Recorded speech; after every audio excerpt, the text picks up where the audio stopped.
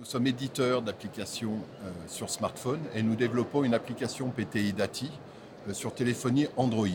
Donc nous développons sur les téléphones et nous essayons de maximiser l'ergonomie sur le téléphone.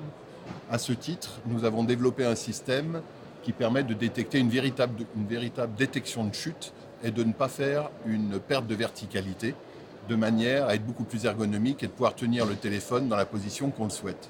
Pour faire la détection de chute, c'est très simple. On va utiliser un algorithme que nous avons développé qui permet de mesurer l'accélération et la rotation de la personne. Voilà, le système vient de prendre en compte une chute qui est factif, bien sûr, je n'ai pas chuté. J'arrête la préalarme. Comme tout système, ce système peut être arrêté pour savoir si la chute est active ou pas. Si j'avais laissé parcourir la préalarme, le système aurait remonté la chute sur nos serveurs et serait visible sur cet écran au niveau de la géolocalisation, où l'on peut voir ici le salon avec le point de géolocalisation de la chute qui a été effectuée sur le smartphone.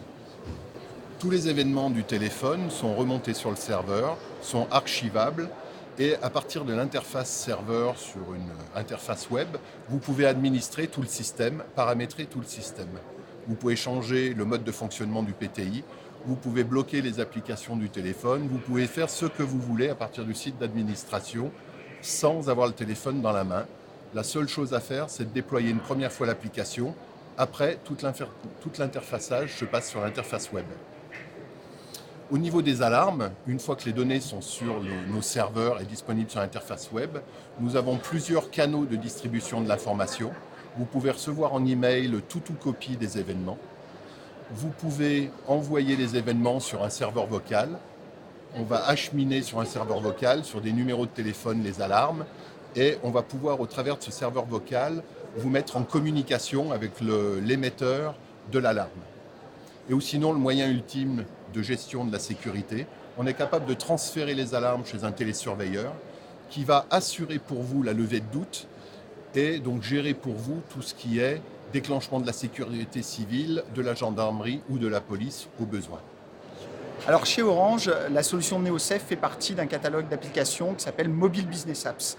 Mobile Business Apps, c'est une équipe qui a pour vocation d'identifier sur le marché des éditeurs logiciels, de les sélectionner, de qualifier leurs solutions, de les choisir parmi tout un tas d'éditeurs qui sont disponibles. Il y a 3500 éditeurs en France.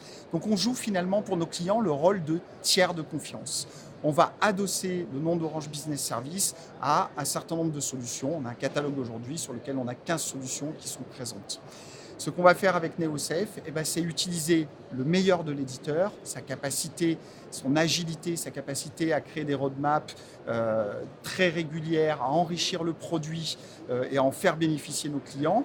Et puis les forces d'un opérateur et donc notamment notre capacité à accueillir, conseiller les niveaux 1 de nos utilisateurs lorsqu'ils sont sur le terrain. Donc on va pouvoir, dans le cadre d'un projet de transformation digitale, à la fois choisir et donner confiance au client sur la solution métier qu'il va utiliser et l'accompagner sur toute une chaîne de valeur qui va comprendre la fourniture des terminaux, la sécurisation du smartphone, la manière de le manager, le fait d'accueillir les utilisateurs, des reprises de parc. Et donc ce programme s'appelle Mobile Business Apps.